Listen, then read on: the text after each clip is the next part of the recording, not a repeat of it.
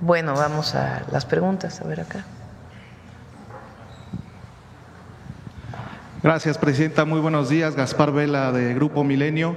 En primer lugar, Presidenta, preguntarle, el día de ayer señalaba esta posibilidad de que el Instituto Nacional Electoral determinara la presidencia de la Suprema Corte de Justicia de la Nación por género. Finalmente, ayer la presidenta del INE, Guadalupe Tadei, señala que va a ser por votos. ¿Está usted de acuerdo en esta interpretación legal que hace el Instituto? Yo dije que había la posibilidad, de acuerdo como estaba la Constitución, que pudiera ser mujer, pero el mismo día de ayer dije, esto le toca determinando al Instituto Nacional Electoral. Y el instituto pues lo que define es que no, que es el que tenga mayor número de votos, y nunca planteamos algo distinto, sino lo que se habla es que este año son 5 mujeres y 4 hombres, porque son 9 integrantes de la Corte. Entonces toca 5 mujeres y 4 hombres. Cuando se vuelva a elegir la Corte, pues tocará 5 hombres y 4 mujeres. Entonces, me da mucho gusto que el próximo presidente de la Suprema Corte de Justicia de la Nación sea un indígena mixteco de Oaxaca, un muy buen abogado, muy buen abogado. Tengo el privilegio de conocerlo, no solamente sobre temas relacionados con los pueblos originarios, sino en general. Tiene un amplio conocimiento, es un hombre modesto, sencillo, pero no por eso con una enorme inteligencia y sensibilidad social. Entonces nos da mucho gusto, la verdad que, a ver si ponen cómo está, si ya quedó el conteo completo del INE. A ver, eso.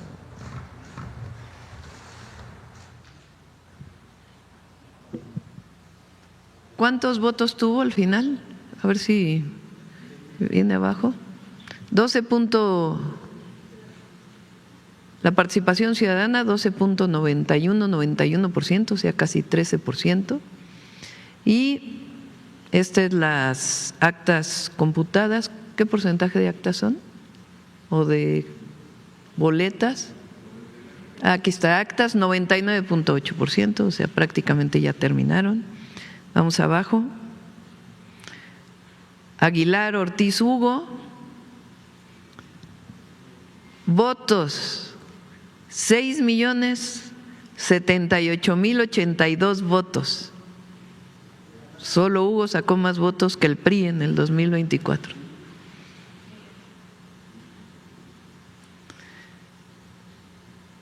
Bueno, vienen nombres primero, ¿eh? Figueroa Mejía, a ver, bajen. Hombres. Vamos ahí, primero los hombres y luego Figueroa Mejía Giovanni Azael, 3.6 millones de votos. Espinosa Betanzo Irving, 3.471.746. Guerrero García Aristide Rodrigo, 3.470.410, y de Paz González Isaac, 2.819.967. A ver, ahora sí, mujeres.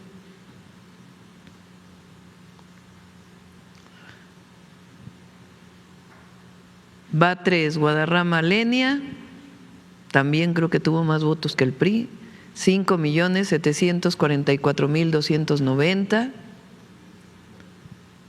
Esquivel Moza Yasmín, 5.194.044. Ortiz Alf Loreta, 4.919.043. Ríos González María Estela, 4.613.018, y Herrerías Guerra Sara Irene, 3.152.275.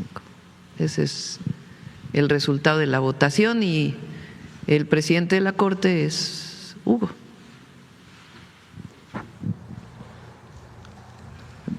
Presidenta, por otra parte, ¿qué reporte hay sobre el cierre temporal de los museos de las Intervenciones del Carmen, el Nacional de Antropología y del Templo Mayor? Esto debido al cambio en la sustitución de la Policía Auxiliar de la Ciudad de México por seguridad privada. Preguntarle si tiene algún reporte de esto. No tengo reporte. Vamos a preguntar. Ellos tienen la orientación de contratar a el servicio federal. Entonces vamos a revisar qué está pasando ahí. Ok, O a la Policía Auxiliar también. Ok, Presidenta, muchas gracias. Por otra parte, ¿qué estrategia va a utilizar el Gobierno de México ante este incremento en los aranceles del acero y aluminio Sí, exportados? qué bueno que lo preguntas. Es una medida que consideramos, uno, injusta. Es una medida para todo el mundo, no solo para México. Todos los países del mundo se eleva el arancel, con excepción de Gran Bretaña, que se queda en 25%. Tienen ahora un arancel del 50% para todo el acero y aluminio que se exporta hacia Estados Unidos. En el caso de México, primero, es injusta, número uno, porque, como lo hemos dicho varias veces, México importa más de lo que exporta en acero y en aluminio.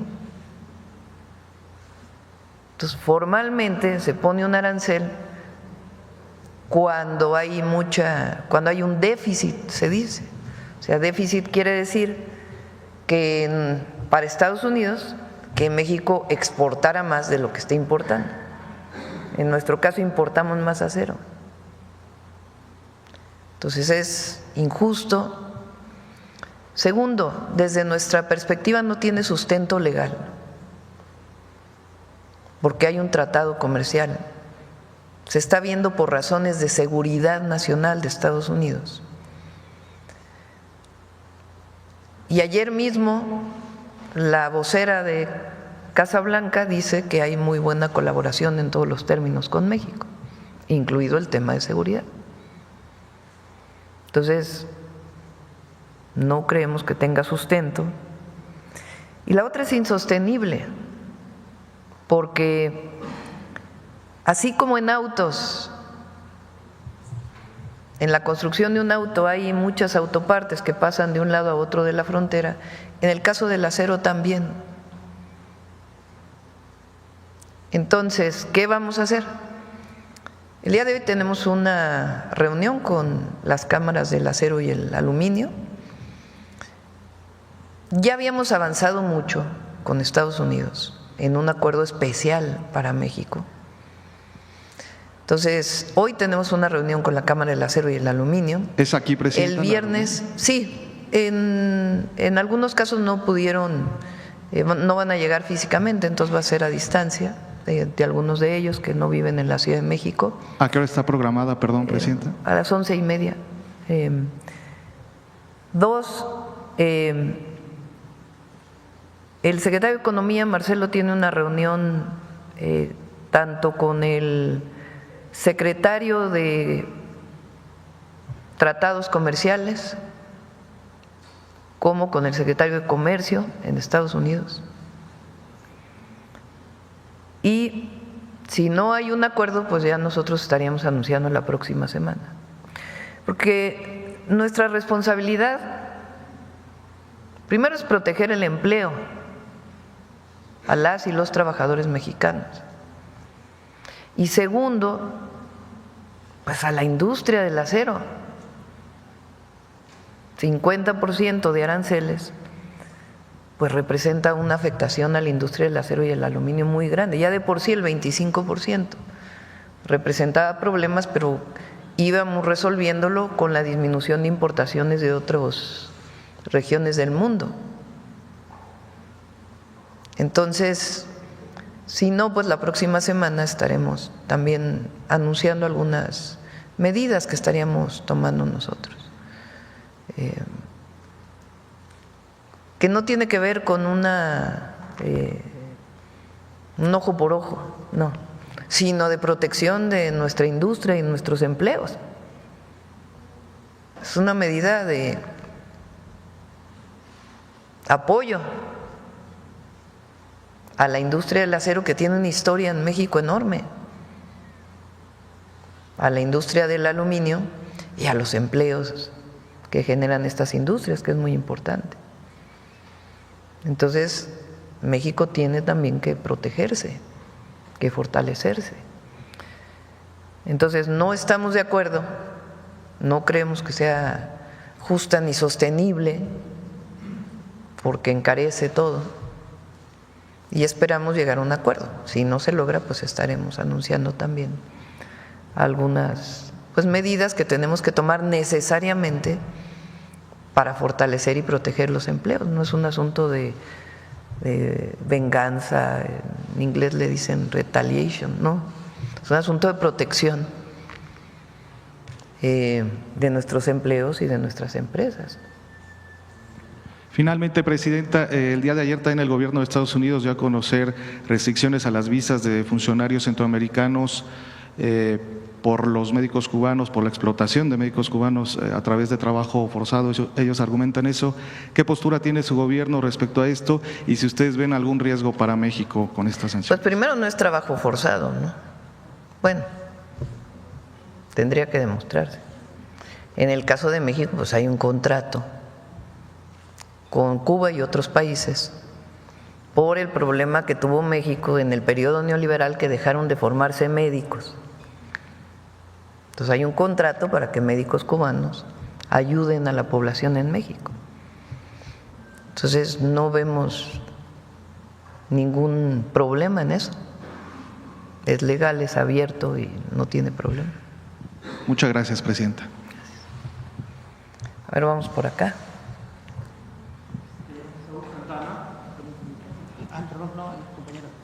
Vamos acá y luego vamos contigo, Saúl. Ajá. Nos ha dado tiempo de terminar toda la fila de adelante estas mañaneras, así que. Buenos días, Presidenta Elia Cruz de La Hoguera. Presidenta, hace un momento comentaba ya la nueva integración de la Corte. ¿Qué le parecen estos 9 perfiles que van a integrarla? Muy bien, muy bien. Lo decidió el pueblo, lo que decida el pueblo, y son buenos perfiles. Ellos tienen que dar un ejemplo una vez que entren a la Corte, ellas y ellos, de una transformación profunda del Poder Judicial. ¿En qué sentido esta transformación?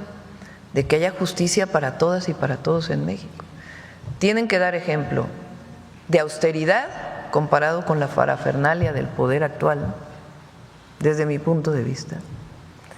Tienen que dar ejemplo de profesionalismo, de impartición de justicia. Tienen que dar un ejemplo de que hay cambios, de honestidad, de honradez, de transparencia. Hoy son elegidos por el pueblo, ahora les corresponde a ellas y a ellos, a partir de septiembre, dar un ejemplo a México y al mundo de que puede haber un sistema de justicia diferente, que no esté basado en grupos de interés, en dinero de por medio, en dar a unos y a otros no. Tienen que constituirse pues en un grupo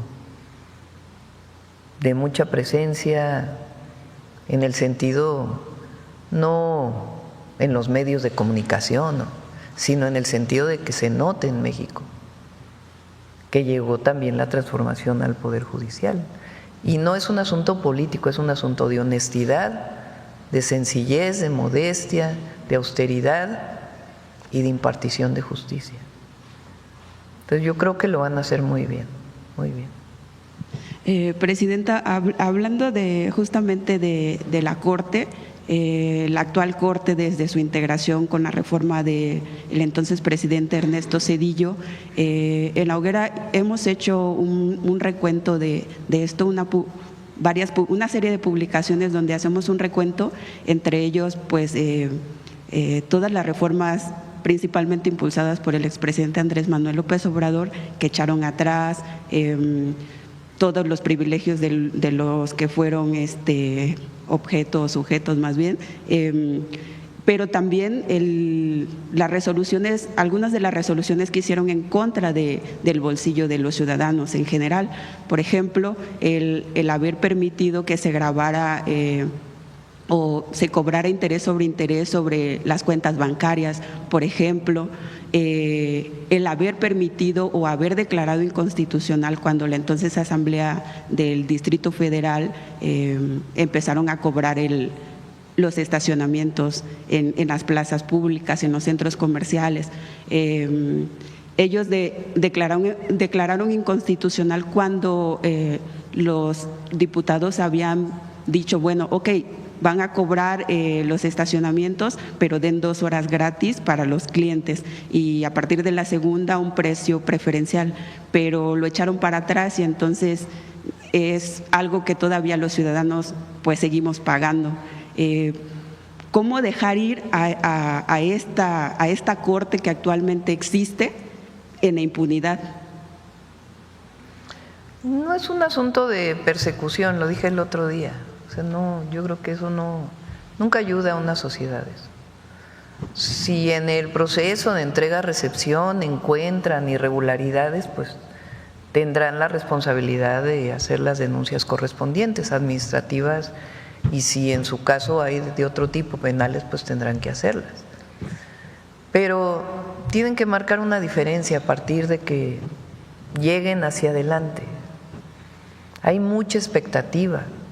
Ahora se decidieron las y los ministros, pero vienen magistrados, viene la Sala Superior del Tribunal Electoral, vienen jueces y juezas. Entonces es una nueva generación que desde mi perspectiva tienen que cumplirle al pueblo en el sentido, y a todos, a ellos mismos y al pueblo de México, de honestidad, de honradez y de imparcialidad, y no responder a grupos de interés. Todavía lo dije aquí en la mañanera, un ministro de la Corte quería aprobar una medida para que el SAT le regresara con intereses un pago de impuestos que se había retirado en la época en que él era director del SAT. Es increíble. Y tiene mucha fama, ¿no? El ministro, mucha. Tiene apellido de doble nombre, compuesto. Muy reconocido, pero un conflicto de interés increíble. Personas que deben 60,000 millones de impuestos y que pasan los meses y pasan los meses y pasan los meses y pasan los meses y no hay resolución. Hay amparo sobre amparo sobre amparo, resolución al amparo del amparo del amparo del amparo. ¿Qué es eso? Reconocido por ministros de la Corte. Y esto que tú dices, qué bueno que se está haciendo este recuento. ¿Cuál es la liga del… el medio se llama La Hoguera MX. La Hoguera MX.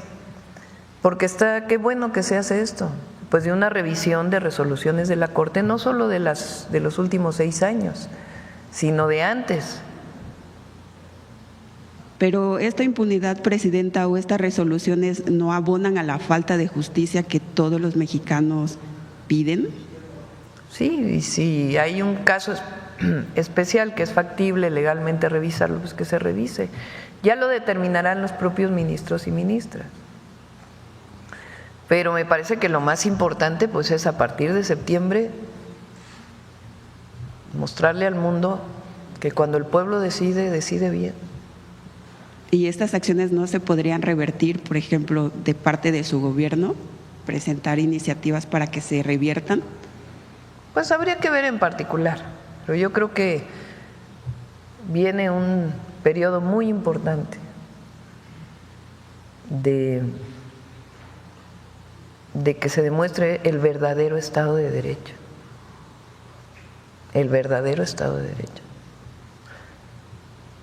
En otro tema, Presidenta, ayer usted nos comentaba acerca de las inundaciones que hubo en el Estado de México, especialmente, y en la Ciudad de México, especialmente en la zona oriente. Comentaba también que se han hecho grandes obras para tratar de aminorar estas afectaciones que se tienen, como el colector de Chalco, que va a ayudar en esa zona. Pero yo le quisiera preguntar, Presidenta, porque estuve haciendo un recorrido durante el momento de la inundación del lunes pasado, cientos de miles de personas caminando para tratar de llegar a sus casas. ¿Qué se puede hacer, o si su gobierno tiene proyectado hacer una obra en la zona de ahí de Santa Marta, Catitla, justo en la subida del Puente de la Concordia, porque ahí es donde se hace una terrible inundación que no permite avanzar hacia los municipios del oriente como Chalco, Valle de Chalco, Iztapaluca y los demás? Porque la inundación impide que se pueda pasar tanto por la carretera federal como por la autopista. Entonces, es un tapón, bueno, se genera ahí un tapón. ¿Qué propuestas usted daría o qué obra en específico para esa zona para que no ocurra cada año? Hay un programa, como saben, con el oriente del Estado de México, de 10 municipios.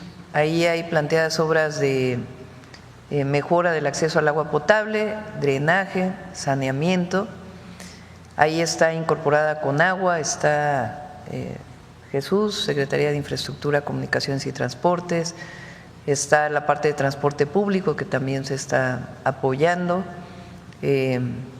también temas de seguridad, con la constitución de un mando único en esa zona que se está trabajando. Entonces, como parte de esto, se está revisando el tema de las inundaciones en ciertas zonas. Uno de los que pues tenía una urgencia muy grande pues era Chalco. Ese afortunadamente ya se termina, y como ese pues va a haber otras obras que nos ayuden a disminuir inundaciones que se están revisando en este momento, y también agua potable. Es un programa muy ambicioso para la zona metropolitana del Valle de México, que va hasta Hidalgo, hasta Tula, que tiene que ver con agua potable y saneamiento. ¿Cuándo tendríamos una propuesta ya más definida de qué se haría en esa zona? Mismo año, este año ya se definieron algunas obras. Por ejemplo, el otro día planteó Efraín de cerca de 17 pozos en Ecatepec que estaban parados, que no estaban funcionando, 10 de ellos ya están en operación. Se está este año pues atendiendo lo más urgente. Y este mismo año se definen todos los proyectos integrales para los próximos 5 años. ¿Y ese es parte del proyecto para la zona oriente? Para la zona metropolitana, sí, pues ahí está Los Reyes La Paz, una parte de, esencialmente, ¿no? Los Reyes La Paz, Iztapalapa.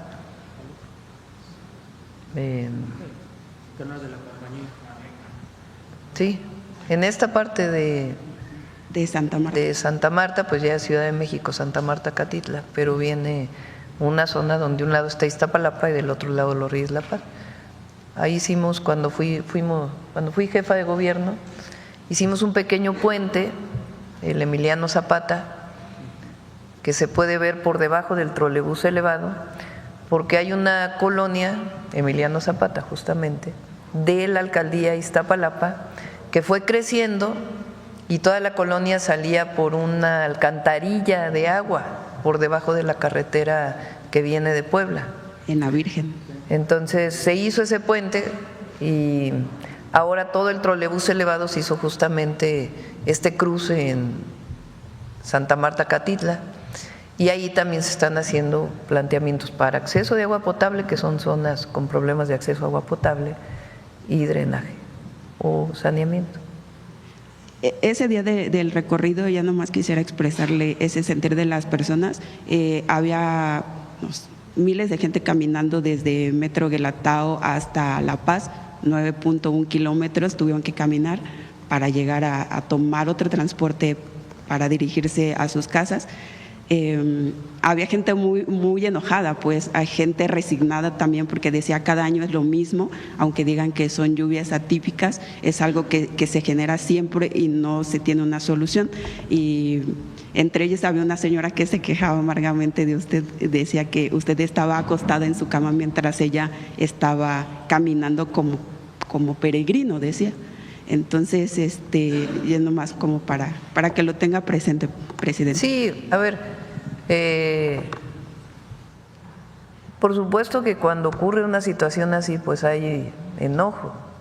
Le pasa a uno si se queda 2 horas detenido en el tránsito, si tienes urgencia de llegar a tu casa, pues sí hay frustración y enojo, y se entiende. Y hemos hecho varias obras, por ejemplo, en Venustiano Carranza se hizo una obra muy importante para disminuir las inundaciones en varias colonias, un drenaje semiprofundo. Y en este caso, pues vamos a atender el tema de esta inundación, particularmente en esta zona, que tiene muchos hundimientos, también por eso se generan estos encharcamientos. En un último tema, presidenta, ayer la CENTE rechazó asistir al diálogo con la Secretaría de Gobernación porque dijo que se iba a reunir con sus bases y que hoy iba a definir si se reunía con la Secretaría de Gobernación y el Secretario de Educación hoy. ¿Cuál es su opinión, presidenta? ¿Van a esperar hasta que ellos estén dispuestos a dialogar? Todavía están deliberando, entonces vamos a esperar a ver cuál es su decisión. Esperemos pues que bueno, vamos a esperar su decisión. Y lo que es muy importante es que el diálogo ha permanecido abierto, nunca se ha cerrado la puerta al diálogo, nunca, siempre ha estado abierto y se han buscado distintas opciones. Y hay demandas pues que como se han planteado en las mesas con las y los maestros que están en paro de la CENTE, pues que es muy difícil cumplir porque no hay el presupuesto suficiente. Entonces vamos a esperar el día de hoy para… Las afectaciones siguen aumentando. Los comerciantes han hablado de grandes pérdidas, incluso ayer… ¿Pero qué quiere decir una fecha? Pero no les va a decir algún límite, o sea, no los va a invitar a que pues, dialoguen lo antes posible, presidenta. ¿Y si no? El diálogo es lo más importante. Entonces no vamos a usar la policía ni la Guardia Nacional para reprimir nunca a nadie. Entonces se busca siempre el diálogo.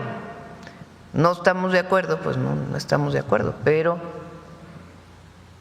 un gobierno responsable tiene que buscar siempre esquemas de diálogo frente a una protesta social. No se adelante, vamos a esperar hoy que… Ayer y antier estuvieron, ¿no?, en Gobernación, sí. Vamos hoy a esperar a ver su resolución. Presidenta, pero si se reuniera con ellos, ¿no desactivaría todos esos movimientos que afectan a millones de… Vamos a esperar. Muchas gracias, Presidenta. Nancy Rodríguez de Oro Sólido y Empuje Migrante, buenos días a todos. Presidenta, ayer usted mencionaba esta carta que nuestros hermanos migrantes están promoviendo en change.org. Ayer tuvimos la oportunidad de hablar con el promotor de esta carta, es Omar Silva, es un hermano migrante de allá de California, pero quería yo comentarle, Presidenta, que esta carta está hecha no nada más de hermanos migrantes que no tienen los papeles, también forman parte de esta propuesta mexicanos que ya tienen allá la nacionalidad, que también trabajan a través de la visa H2A. Entonces, pues me pidió de favor si puedo leer parte, no es muy larga, pero parte de lo que dice esta carta, si usted me lo permite. Adelante. Presidenta. Gracias. Dice: detengamos la doble imposición ilegal a las remesas y protejamos a las familias vulnerables. Senadoras y senadores, es en inglés, pero tengo la traducción, está dirigida básicamente a los congresistas allá de Estados Unidos. Dice: somos familias migrantes, trabajadoras y miembros de comunidades que vivimos en Estados Unidos. Muchos de nosotros llegamos aquí por necesidad, no por elección. Trabajamos arduamente y contribuimos todos los días a la economía estadounidense en sectores esenciales como la agricultura, la construcción y el cuidado de personas. Una parte importante de nosotros reside legalmente en el país, ya sea mediante visas temporales H2A, tarjetas de residencia permanente u otras vías legales.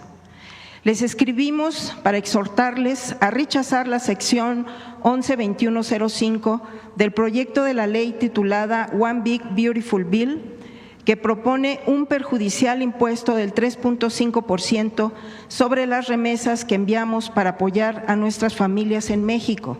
Estas no son transferencias de lujo, son cantidades modestas que se destinan a cubrir alimentos, medicinas y vivienda. Gravar estos envíos sería castigar a quienes ya enfrentan mayores dificultades. Es importante señalar que las remesas desempeñan un papel discreto pero poderoso en la reducción de la migración irregular, al ayudar a nuestras familias a cubrir sus necesidades básicas en casa.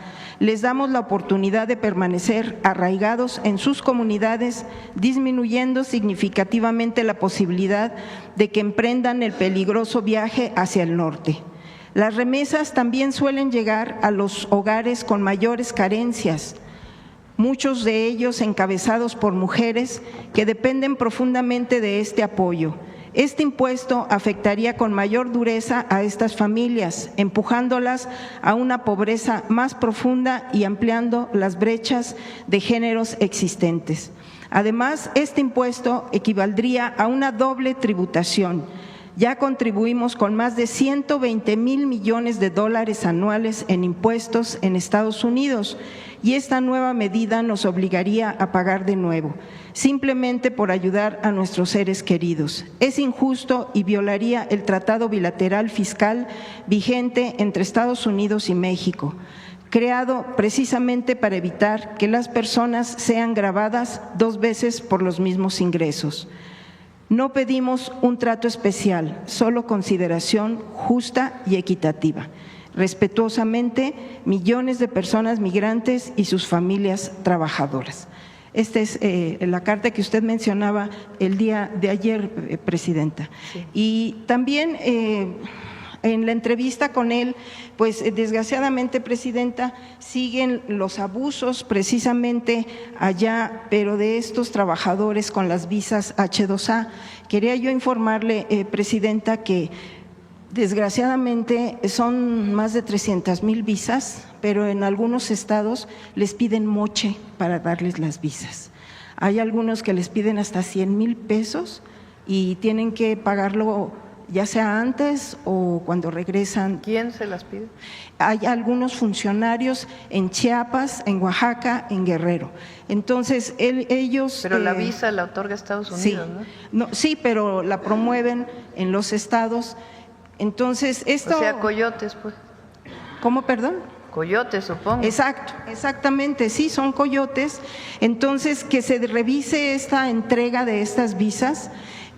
Pero la visa la dan en los consulados de Estados Unidos. Exactamente, sí, pero los promueven, obviamente. Pues si hay alguna denuncia en particular que nos quieras compartir. Ok, Ok, perfecto, Presidenta, porque habría que revisar, no es la primera denuncia, ya anteriormente con el presidente Andrés Manuel López Obrador también denunciamos estos moches que les piden. Ahora, también otra cosa muy delicada, Presidenta, es que muchas veces estos trabajadores legales con la visa H2A se tienen que venir en caravanas porque les van pidiendo en los retenes muchas veces también moche, o incluso pues hasta los asaltan.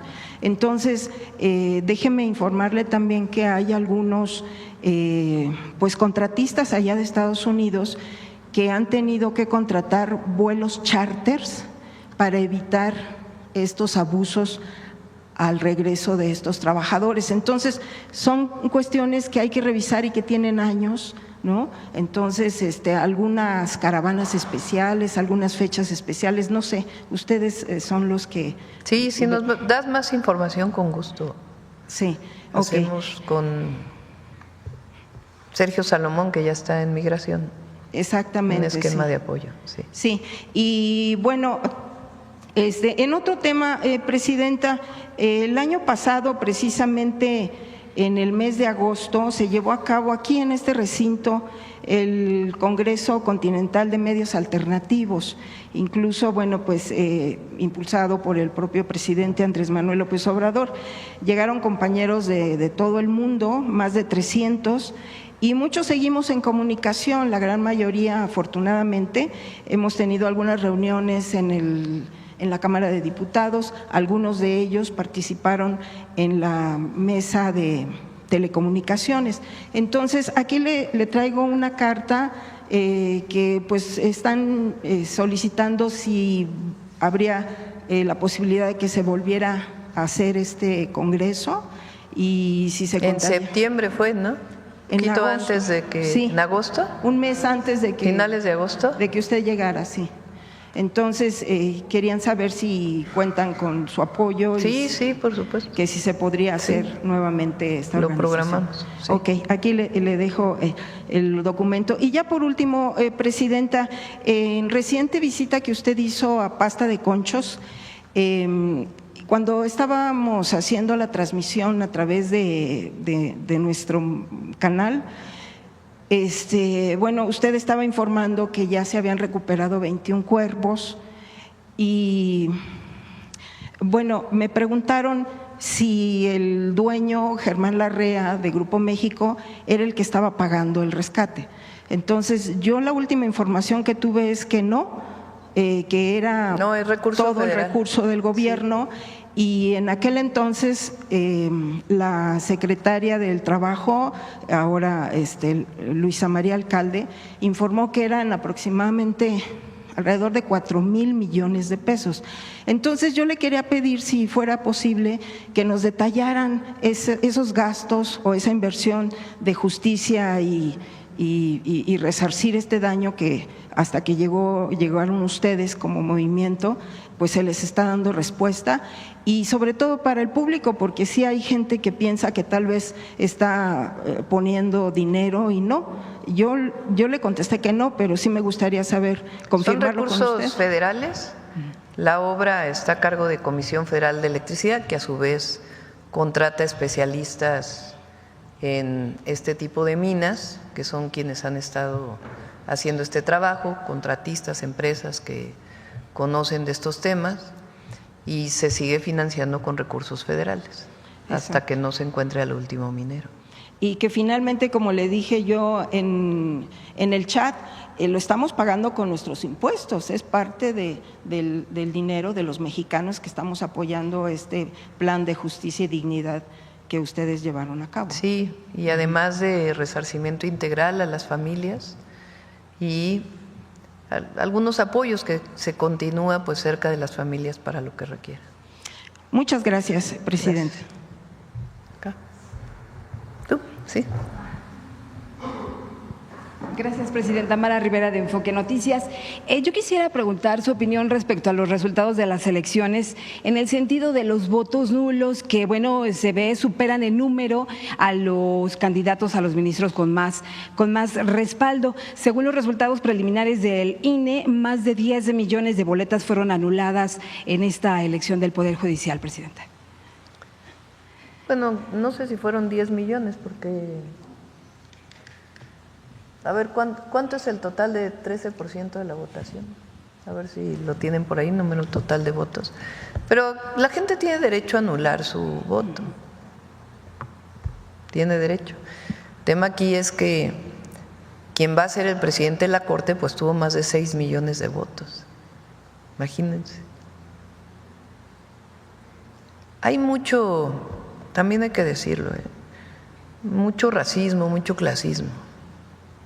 Todavía en algunos sectores de la sociedad, no en el pueblo, no en la mayoría, pero sí hay deberían de revisarse a sí mismos, la manera en que hablan, que actúan, que dicen, lo que escriben. ¿Cómo pueden comparar a Hugo con Benito Juárez? Bueno, claro, Benito Juárez fue el gran presidente, el gran dirigente del liberalismo, es un hombre extraordinario que marcó la historia de nuestro país, pero en el sentido de que era un indígena zapoteco, que tuvo como impulso estudiar leyes para proteger a los indígenas, pues es lo mismo que impulsó a el próximo presidente de la Corte a estudiar leyes. Pero que además solo va a estar 2 años. Sí, pero el tema aquí es esta cosa de que, ¿cómo no va a usar toga? Es terrible que no use toga.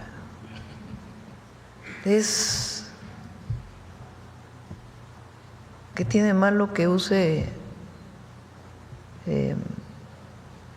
textiles tradicional, bordados, hechos por manos indígenas? Si lo importante es lo que van a hacer. Entonces, en el fondo, hay un profundo racismo, clasismo, que es como algo que les toca internamente de que cómo es posible. Entonces, tienen que hacer una revisión ellos. Si hacemos una revisión de lo que dicen comentócratas, de lo que escriben, es que además de que todos dicen lo mismo, es muy aburrido, porque todos dicen lo mismo. Lees a uno y es como si leyeras a todos al mismo tiempo. Yo creo que se leen y de ahí sacan sus fundamentos para escribir su artículo, ¿no? Porque difícilmente puedes encontrar a alguien que diga algo original. Pero en todo eso es cómo es posible. No lo comparen, imagínense, abrazó al presidente López Obrador. Entonces, va a ser muy bueno, es un cambio profundo. Entonces, también que se revise eso, imagínense, va a haber una identidad con la gente enorme y ellos tienen que demostrar y seguirla demostrando. Muy bien. Presidenta, respecto a esto que México pedirá a Donald Trump de los aranceles, el 50% que se ha tratado igual que Reino Unido, ¿qué sectores podrían esperar recibir el apoyo del gobierno de México en este plan que tendría para el viernes o anuncio? Porque se esperaría, por supuesto, que se impondrían aranceles a productos estadounidenses, sería lo menos, dado que está violando Estados Unidos este acuerdo que se tiene en materia comercial con nuestro país. Y aquí yo quisiera agregar algunos datos. O sea, las medidas tendrían que ver con la protección de la industria del acero y el aluminio, porque es ahí en donde está la afectación. Entonces, ¿qué se tendría que hacer? ¿Cómo se tendría que hacer? Y como hacemos nosotros siempre, hay que apoyar desde abajo, pero sobre todo es frente a esta medida que está tomando Estados Unidos, ¿qué medidas debemos tomar nosotros? Que ya las hemos estudiado en muchas ocasiones. Les digo por qué también, porque no es solamente un asunto de, ay, ellos pusieron, nosotros ponemos. Muchos de los productos que tienen acero de Estados Unidos, si nosotros les ponemos 50% de arancel, pues lo encarece. Y eso representa que las cosas se venden más caro en México. Entonces tiene también sus consecuencias ponerlos. No digo que no será tomado en cuenta entre las medidas que hagamos, pero tiene también sus consecuencias. Entonces, por eso es que habíamos avanzado mucho con el 25%. Entonces, vamos a ver si muchos de los acuerdos se mantienen de lo que ya habíamos avanzado. Esperemos que sí, y que podamos tener pues otro tipo de noticias. Y si no, pues ya también tomaremos nosotros la decisión para poder proteger sobre todo los empleos en México de la industria del acero y el aluminio. Sí, yo le preguntaba también esto respecto a datos del INEGI, porque las ventas de autos al mes de mayo tuvieron una baja de 0.4% ya. Las consecuencias también en el consumo privado en marzo, cayó 1.3% comparado con marzo del 2024. Entonces comienzan a verse ese tipo de respuestas o de reacciones ya, porque estamos hablando del gasto finalmente de los hogares, de las instituciones privadas. Todo esto se está previendo, Presidenta. Sí, pero no hay preocupación. Hay ocupación, nos estamos ocupando. Nos estamos ocupando de esta situación que naturalmente pues impacta en México, pues cómo no va a impactar. Pero ¿qué estamos haciendo nosotros para que pues se siga fortaleciendo la economía de nuestro país? Entonces para eso es el Plan México. Y vamos avanzando en el plan. Y frente a esta nueva situación que se plantea, pues hay que también ocuparse. Gracias. Ahora, también en respecto a estas sanciones de Estados Unidos por la contratación de los médicos cubanos, se dice, Presidenta, lo que ya aclaró que no es un trabajo forzado, pero que se podrían dar la cancelación de visas. En este caso se habla de funcionarios como López-Gatell, incluso Zoé Robledo, entre ellos. Colaboración, coordinación, pero no subordinación. México define su política exterior, como lo dice la Constitución de la República.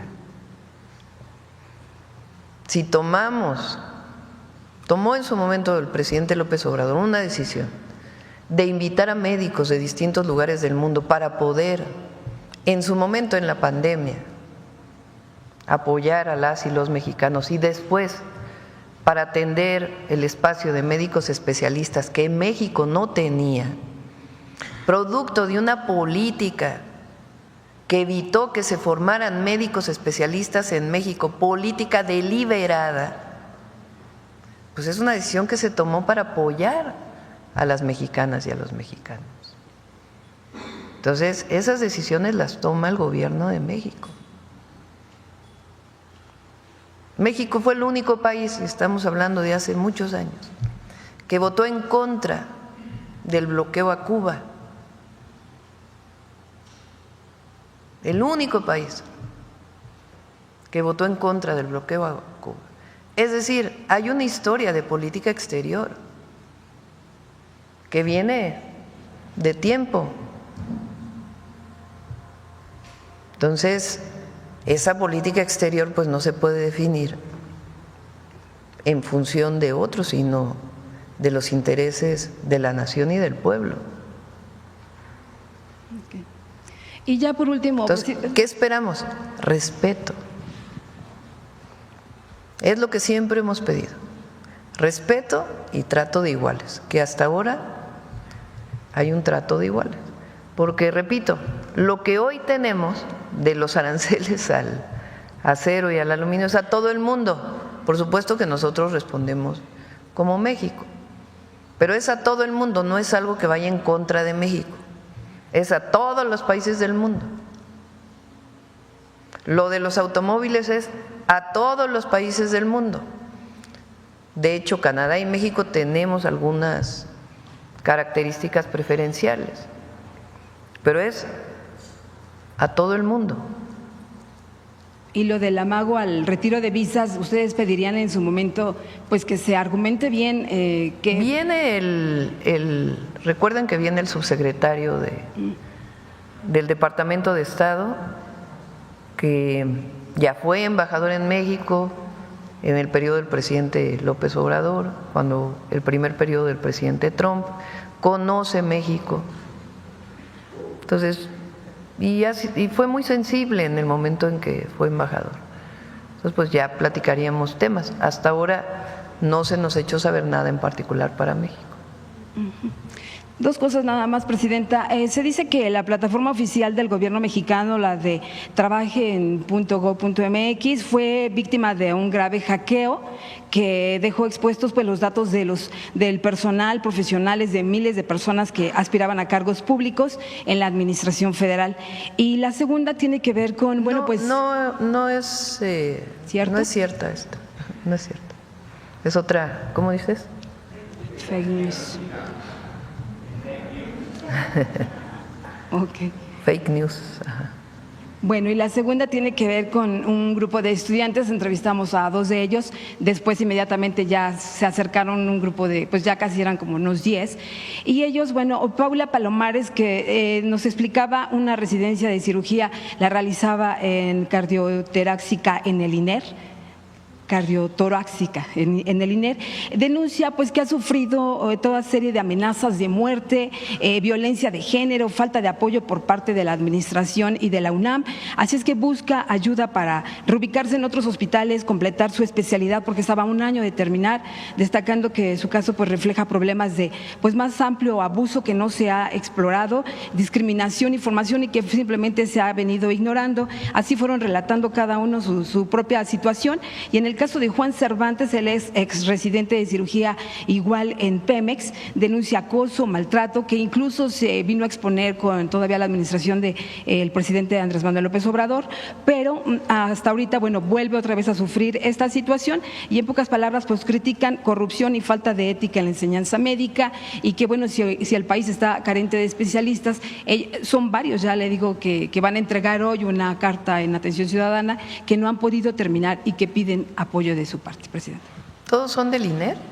No, unos son de Pemex, unos son del INER, o sea, son diferentes instituciones, pero no han podido terminar. Sí. Luego vamos para acá. Buenos días, Presidenta. Hans Salazar, de Noticiero en Redes.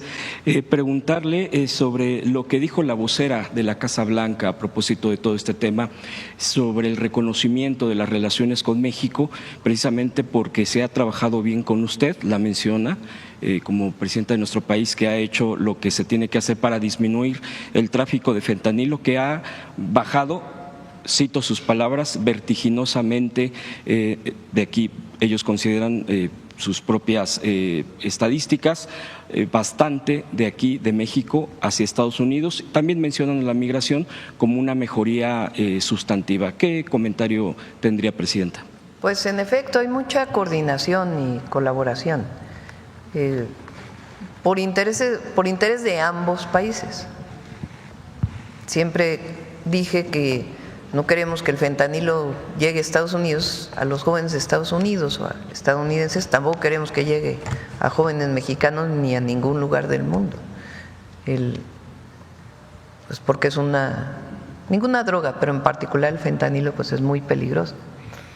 Entonces hay mucha colaboración, comunicación, coordinación en el marco del respeto a nuestra soberanía y eso les ha quedado muy claro. Entonces, el objetivo, entre otras cosas, se firmó un acuerdo, un avance cuando el Gabinete de Seguridad con Relaciones Exteriores fue a Washington hace un tiempo. Y el objetivo ahora, cuando venga, si bien el secretario del Departamento de Estado, Marco Rubio, pues es cerrar este acuerdo integral de colaboración y coordinación en materia de seguridad y en otras materias. Nosotros, por supuesto, tenemos también las materias que representan la defensa de los mexicanos y mexicanas en Estados Unidos, la reducción del tráfico de armas de Estados Unidos a México, la atención a las causas, que siempre ha sido nuestra defensa y nuestro punto de vista. Entonces, todo esto estamos buscando un marco global de acuerdos pues con la administración Trump, de tal manera que en los próximos 4 años pues ya no estemos con una y otra cosa, sino que quede perfectamente claro. Por supuesto en materia de seguridad, de migración, pero también de comercio, en el marco del Tratado Comercial Estados Unidos, México, Canadá. Entonces, este acuerdo global pues buscamos que sea el marco de nuestra relación México-Estados Unidos. Y sobre este mismo tema, Presidenta, y a propósito de las llamadas fake news, mentiras, circuló una imagen, un post donde incluso citaban una lista de políticos que se les había retirado su visa por temas de narcotráfico. Sí. Fue desmentida por la embajada. La embajada de Estados Unidos tuvo que… Eso es lo que iba a preguntarle. ¿Qué opina usted de que la embajada estadounidense tenga que desmentir algo que por lo menos replican, si no es de ellos, por lo menos replican la parte de pues más que ataca más, sí, ya no es crítica, sino que ataca con mentiras la presidencia y el actuar del gobierno? Es una actitud muy conservadora, la mentira. Hay mucha hipocresía, mentira en los argumentos. Y la verdad es que son herederos del conservadurismo del siglo XIX, porque desde entonces, y a Madero igual, y ahora pues igual, nada más que se magnifica por las redes sociales, porque el uso de la inteligencia artificial. Imagínense, ¿qué debe haber en un programa de televisión? Ustedes saben cuáles, donde cuando yo salgo a dar un mensaje, ese mismo día con inteligencia artificial cambian lo que digo en mi voz y lo publica. Como chiste. A nosotros también, a varios reporteros nos han cambiado aquí en la mañanera formulando alguna pregunta ya con una historia ahí y que usted… En el mismo lugar. No sé qué. Entonces, con el uso de inteligencia artificial, me refiero a latinos para que no… Entonces usan este esquema donde estoy hablando y cambian mis palabras. Bueno, tienen derecho a criticar, pero ¿por qué este uso? Y no me afecta, en lo más mínimo. Solamente estoy dando cuenta de lo que ocurre. Y después, bueno, hay fraudes, ¿no?, que se hacen como llamando a invertir en algo que pues, ahí puede haber otro tipo de objetivos, pero esta cosa de noticias falsas, que le quitaron la visa a un gobernador, a otro gobernador, que pues, imagínense para que la embajada de Estados Unidos tenga que salir a decir que no es cierto. Entonces, ¿qué es responsabilidad y seriedad? La libertad conlleva responsabilidad siempre. Presidenta, a propósito de este tema de la manipulación de la información o alteración, ya incluso mentir abiertamente, o incluso esa sería mi pregunta también, llamar a no votar, es decir, ir contra el propio ejercicio ciudadano. ¿Usted qué reflexión le da a todo esto? Sabemos perfectamente, por ejemplo, y lo diré abierto y directo, la televisora Azteca, TV Azteca, llamó a no votar, incluso hizo un programa especial, no del voto de la elección judicial o algún pues título. No les fue muy bien con su llamado, ¿no? Sí. Le pusieron, efectivamente, como dice mi compañero, la farsa electoral. ¿Qué opina usted, Presidenta? Digo, no es nuevo, pero de una concesión pública, digo, de una televisora privada, pero… ¿Cuál creen que sea ustedes el motivo? No quiere pagar impuestos. Perder aliados.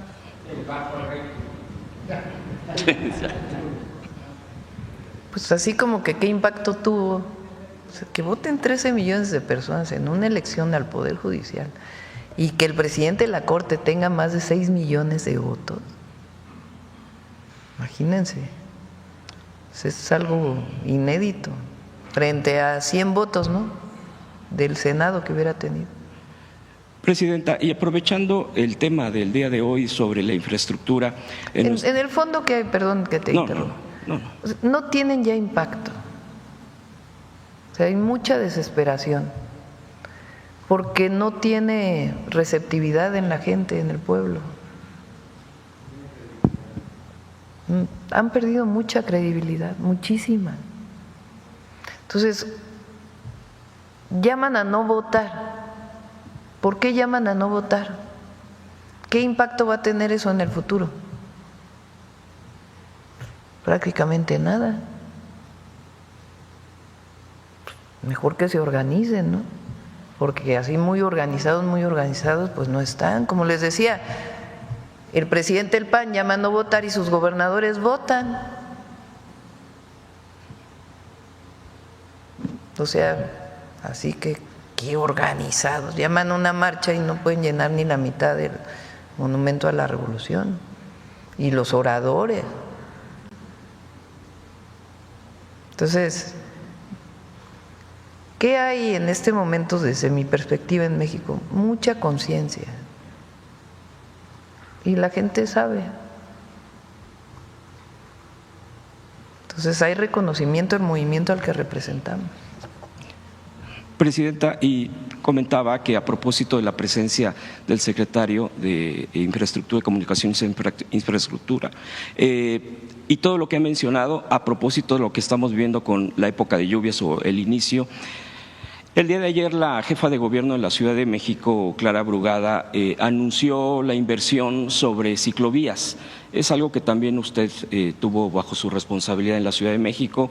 Llama la atención los números que son, de los 553 kilómetros de ciclovías ya existentes, pues darle el mantenimiento, mejorarlas, construir… se comprometen, no se compromete, más bien ya está presentando el trabajo de la construcción de 50 biciestacionamientos masivos, un velódromo, y se emplearía el programa de Ecobici al sur, oriente y norte de la ciudad.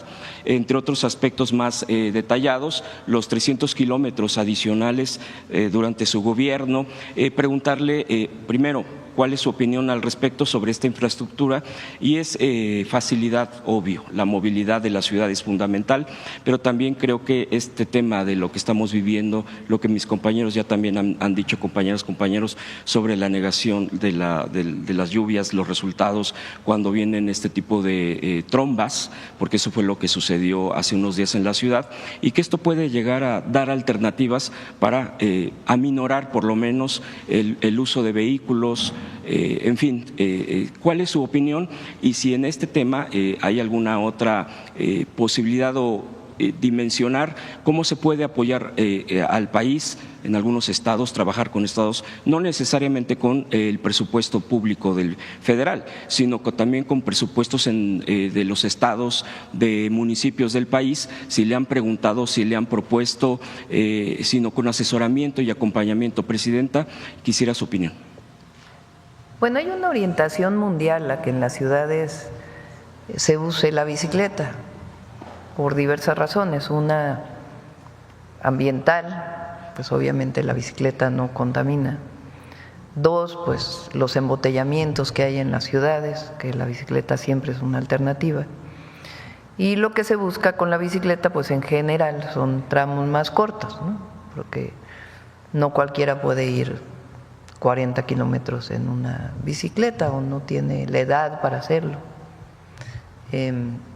Aunque hay personas mayores que se avientan 80, 100.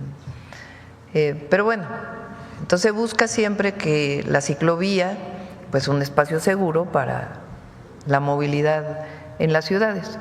Es una orientación mundial que viene hace tiempo y Clara la está incorporando. Cuando fui secretaria de Medio Ambiente, se construyó la primera ciclovía en la ciudad. Fíjense, ahí se juntan dos cosas. Se estaba levantando la vía del tren ¿Se recuerdan que el presidente López Obrador fue jefe de gobierno del 2000, de diciembre del 2000 al 2005, porque luego vino el desafuero y luego ya la campaña para las elecciones del 2006?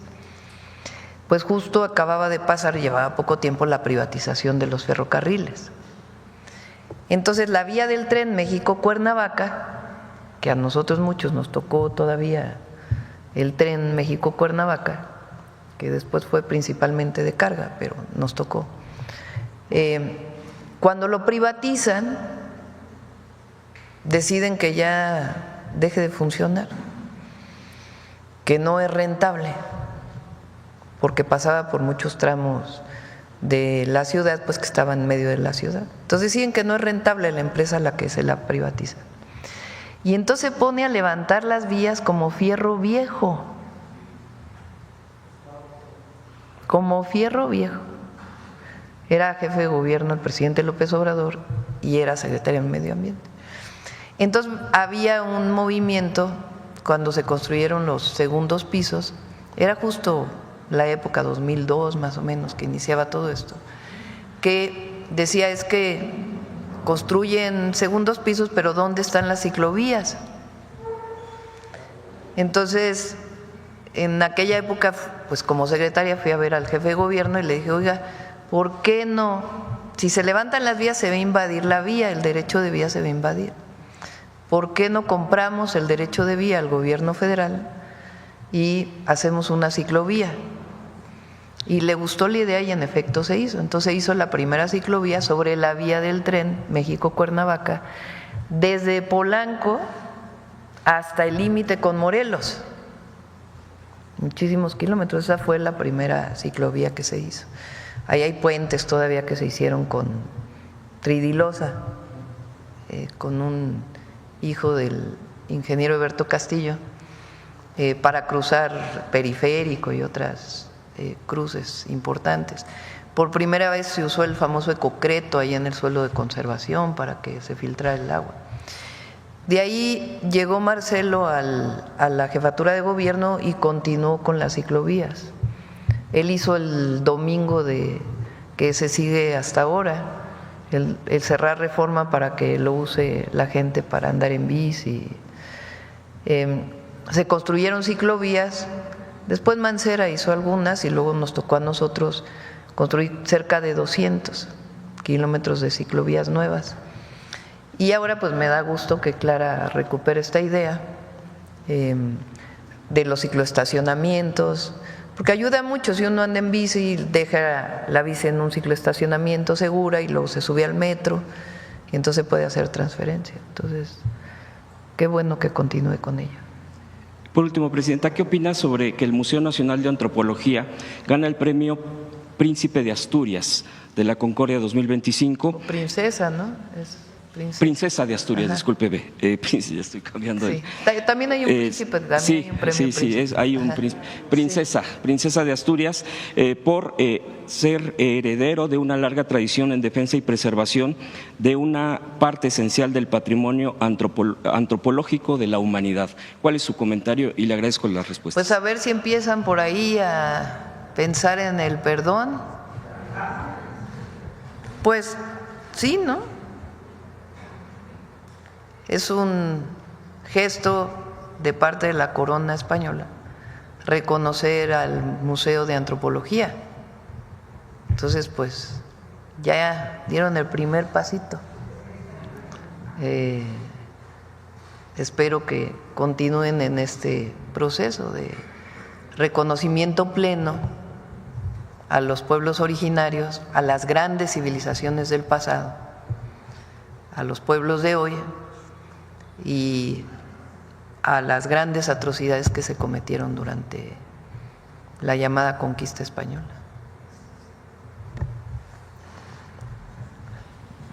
Después voy contigo, se me fue. Buenos días, Presidenta. Soy Tania Damián de Ángulo 7. Este fin de semana nos llegó una denuncia de agresión a un joven por parte de la Policía Municipal de Los Xochitlán. El Xochitlán es un municipio de la Sierra Negra, de Puebla, muy pobre, en donde, pues, según este joven, bueno, no es la primera vez que hay este tipo de, digamos, de abusos policiales. Estamos hablando que el presidente municipal su familia lleva 4 periodos desde 2014, pero también comentaba el joven que en su caso participaron elementos militares. Otras versiones dicen que son elementos hechizos o clonados. Entonces, aparte de que pues, el joven ya presentó la denuncia en la Fiscalía, piden la intervención del Estado. El Estado está, de hecho ese día pues estaban buscando al joven, el joven se escondió, intervino un delegado estatal, ellos están pidiendo que pues que entre mejor, o sea que participe ya el Estado, al parecer va a participar,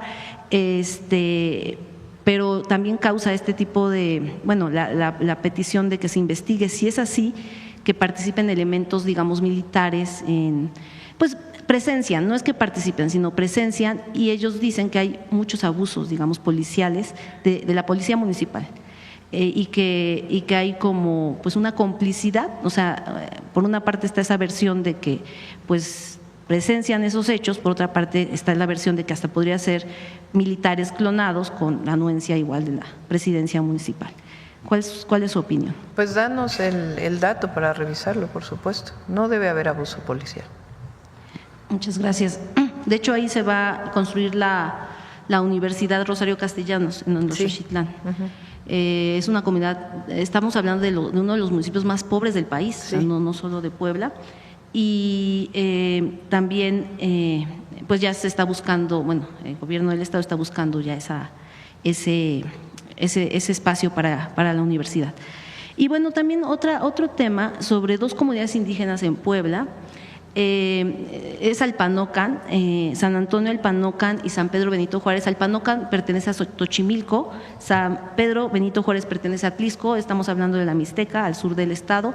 Estas comunidades estaban en el registro del INPI, el Instituto Nacional de Pueblos Indígenas, para recibir el recurso del FAIS, pero de repente los descartaron. Por ejemplo, ahí en Xochimilco también estaba Yanohuac, me parece que se llama, ellos sí están, o sea, estaban en el registro y no los descartan, pero Alpanocan la descartan. Entonces ellos de hecho vinieron el 25 de mayo a hacer una petición, han ido a Bienestar, el INPI ya les dijo que ellos sí los metieron en el registro, pero que debe ser una respuesta de Bienestar. Alpanocan tiene su relevancia porque tienen un conflicto con Tetela del Volcán por unos manantiales, digamos, con Morelos. Entonces, el presidente auxiliar pues quería ocupar ese recurso para apoyar o para hacer proyectos de tuberías, de distribución de agua, pero resulta que estaban en el registro, o sea, participan en la reunión donde van a tener el recurso y al final de cuentas no… Se han revisado muchos, y le comento a la secretaria de Bienestar para que revise este caso. Y finalmente, Presidenta… había un registro de pueblos originarios, comunidades… y cuando sale el registro, por ejemplo, en Oaxaca se hicieron varias adecuaciones, particularmente Oaxaca pues tiene su complejidad, y en otros lugares, también Michoacán, se hicieron algunos ajustes. Entonces se ha hecho en muchísimos lugares y este caso pues lo revisamos con gusto y le digo a Ariadna. Muchas gracias, Presidenta. Y finalmente, en Puebla se tiene planeado hacer un cablebús, está ya el proyecto en revisión en el INAH. Sabemos que en la Ciudad de México se hizo un cablebús en Iztapalapa. ¿Cuál es su opinión de este tipo de proyectos? Entiendo que es para transporte público, o sea, más que turístico, transporte público, porque también en el morenovallismo se hizo un teleférico porque solamente era con fines turísticos. Creo que menos de 1 kilómetro. Muy caro. Y afearon un montón ahí la estatua de Zaragoza. Sí. Así es. Pero, ¿cuál es su opinión de hacer, o sea, de un proyecto como un cablebús para la ciudad de Puebla? Ellos hablan de una zona de la Resurrección hacia el centro, que es una zona pobre, pero también hablan de otra línea, que sería pues del centro hacia, digamos, la zona de Angelópolis, que se le llama como hacia la salida a Atlixco, que es la zona como pues sur de Puebla. ¿Cuál sería su opinión de un proyecto para Puebla como el cablebús? El cablebús es un sistema de transporte muy eficiente, particularmente cuando viene de zonas altas a zonas bajas. Normalmente en esos casos, cuando crece mucho un poblado, una ciudad, hacia la montaña, en muchos casos incluso pues, por la historia de cómo crecieron los asentamientos humanos en México, sobre todo en la segunda mitad del siglo XX, pues muchos crecieron con invasiones o con venta de tierras ejidales y se fueron incorporando y no hubo la infraestructura suficiente para poder, pues, que tengan agua potable, drenaje, movilidad. Entonces, cuando hay de zonas altas, sobre todo, pues de zonas con mayor marginación, pues son muy útiles. Esto, pues el primer lugar donde se hizo fue en Medellín, en Colombia, y de ahí pues se vino haciendo en otras ciudades. En la Ciudad de México hicimos 3, uno para Iztapalapa, que es el más grande del mundo, 12 kilómetros, otro en la Gustavo Amadero, en Iztapalapa es de la Sierra de Santa Catarina, en Gustavo Amadero es de la Sierra de Guadalupe, al metro, y el otro que tiene el doble objetivo de llevar a la zona alta de Álvaro Obregón y también el objetivo de pasear por el bosque de Chapultepec en todas sus secciones. Clara también tiene planteado otros cablebuses para la ciudad. Bedoya planteó un cablebús para Uruapan, que ya entiendo que va muy avanzado, y así pues varios gobernadores están planteando. Estado de México también tiene su Mexibús, no se llama, ¿cómo se llama? Mexicable. Entonces, pues lo que hay que hacer solo es el estudio. ¿Qué hacemos nosotros desde el gobierno federal? Pues el área que tiene Andrés Layuz, de la que es titular Andrés Layuz, que es la que está en infraestructura, comunicaciones y transportes, que es de regulación de trenes, también está viendo de asesoría para proyectos urbanos. Entonces ahí se puede orientar. En el caso de Puebla, no conozco exactamente el trazo, pero pues tiene la ventaja de que de las zonas altas a la zona baja, en vez de hacer 2 horas a veces, pues se llega en 20 minutos. Gracias, presidenta. Ahora sí. Buenos días, presidenta. Saúl Santana Hernández, de Enlace de Mesoamérica y también de Plaza Juárez. Son varias preguntas. La primera, los migrantes, Enlace de Mesoamérica es una red de migrantes, igual que el de la compañera. Los migrantes plantean varios problemas. Uno, no tienen acceso a medicinas, porque en la frontera norte, la frontera con Estados Unidos, son más baratas, pero les piden receta, porque son opiáceos la mayoría que necesitan. Pero aparte está que en el camino pueden perder la visa, porque se las decomisan, se las quitan o se las roban. Y no lo pueden comprar en México porque vale 3 veces más, por ejemplo, la metadona.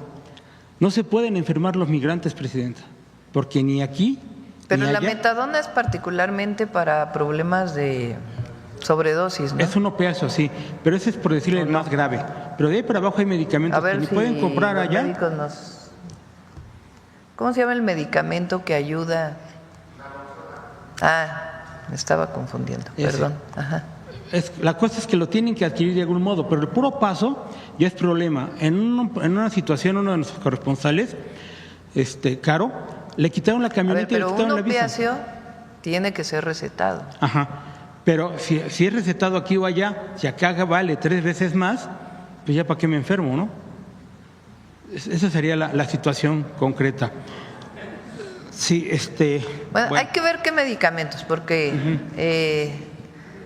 primero en los consulados se va a abrir un programa de vacunación en los consulados para que se puedan ir a vacunar a los consulados. En el caso de medicamentos de personas que puedan estar cruzando Estados Unidos y México, pues el objetivo es que todos los centros de salud y hospitales tengan los medicamentos necesarios. Se están revisando todos los medicamentos porque son más de 5,000 claves y a lo mejor no todas esas claves son necesarias, entonces se está revisando. Pero el objetivo es que puedan llegar aquí, asistir a un centro de salud, ser revisado y aquí ser recetado y que tengan su medicamento. Gracias, presidenta. En otro tema, en Tepoztlán, Estado de México, hay un puente que atraviesa la carretera de lado a lado, pero va únicamente en 20% de avance y ya pasó de 180 millones de pesos de presupuesto inicial, aprovechando la presencia del secretario, a 400, pero no lo han terminado. Lo atribuyen, se acercaron pobladores y regidores de ese lugar, de Pozotlán, para decirnos que la expresidenta municipal, que ya regresó a pesar de estar inhabilitada, favorecida por el viejo Poder Judicial, María de los Ángeles Zupa Villegas, es la que está manejando la obra y la suspensión de la obra, y también la que está manejando los… ¿Es una obra municipal o estatal? Es un puente. No sabría decirle si es ¿quién municipal. lo está haciendo? O sea, es el municipio. El municipio es el que lo está haciendo, pero ya con un sobreprecio y una no obra existente. Lo revisamos. Y ya por último, usted ha ido varias veces a Acapulco, pero también hay huracanes, tanto meteorológicos como políticos. En el caso de la alcaldesa Adelina López, nada más se pronunció que iba a ir que quiere competir por la gubernatura y se le dejó venir toda la casta de la gobernadora y su papá, y están en un boicot tremendo contra Acapulco. La grilla, pues ¿qué es la grilla? Que lo hagan. El problema es que las ayudas después de los huracanes están siendo bloqueadas por este tipo de políticas. No, eso no. Es lo que nos comentaron. No. Digo, una cosa es los temas políticos que no deben ser pasar a otros temas, pero la ayuda a la gente, esa no tiene ningún bloqueo, ninguno. Es más, nunca, yo creo en la historia, en un sexenio, se va a invertir tanto en Acapulco como vamos a invertir nosotros en mejoramiento de Acapulco. Ya Fonatur está ahí, si van a Acapulco es otra condición la recolección de basura, porque hoy en la zona central el drenaje de Acapulco está la hace Fonatur. Se está haciendo un trabajo muy importante de desasolve de ríos, de drenaje, de agua potable, de acciones culturales, que por aquí hay una compañera que siempre nos pregunta las actividades culturales en Acapulco. O sea, se está haciendo muchísimo para Acapulco. Entonces ahora sí que no pueden decir que se están bloqueando los apoyos a Acapulco, todo lo contrario. Y no tiene nada que ver con lo político, sino que Acapulco sufrió 2 huracanes en menos de un año y pues requería el apoyo del gobierno federal, si no, no. Y no solamente para restaurar lo que había antes, sino para mejorarlo integralmente. Gracias, presidenta. Bueno. ¿Un comentario? ¿Perdón? De la boda del secretario del Bienestar de ahí en Acapulco, de Pablo André Gordillo, que fue fastuosa, y cuando se les está pidiendo que sean pues congruentes, tanto funcionarios como que tengan que ver con Morena. ¿Algún comentario o no sabía? Pues austeridad a todos. Se alejan de la gente luego cuando.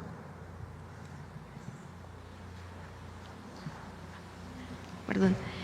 Muy buenos días, presidenta. Janet Galindo, de Grupo Transmedia La Chispa. Preguntarle en torno a toda esta materia de obras e infraestructura, saber si se tiene una totalidad o un aproximado de a cuántos mexicanos se ha beneficiado.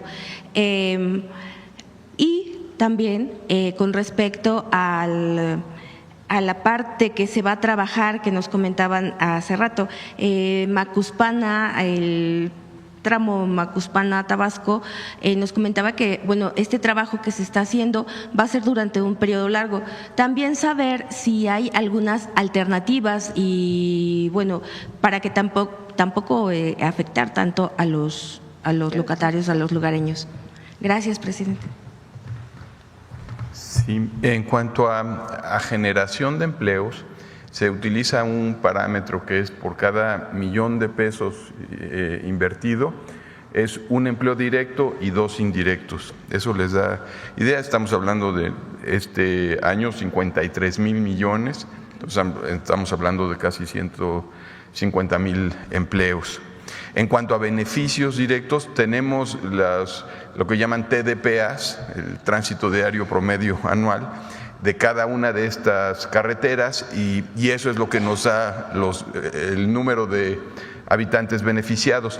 En cuanto a lo de Macuspana, como vieron, estamos ampliando, o sea, continúan las vialidades, los accesos y tenemos pues afectaciones nada más por seguridad, pero siempre hay paso. ¿Van a ser cierres parciales entonces? Vamos a hacer, no, en realidad solamente es aislar la zona con la que estamos ampliando, pero hay continuidad. Y un comentario, hablando de ciclovías, también el puente de Fonatur tiene ciclovía, ese es uno de los que es casi 1 kilómetro de ciclovía que estamos incorporando.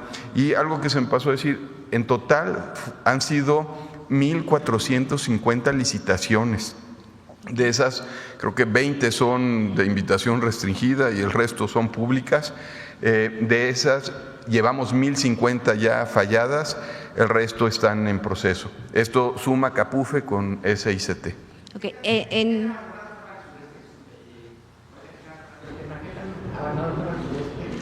Con la Capufe, ¿cuánto fue lo que precisamente se conectaron caminos, se conectaron carreteras? No, bueno, el sureste al contrario,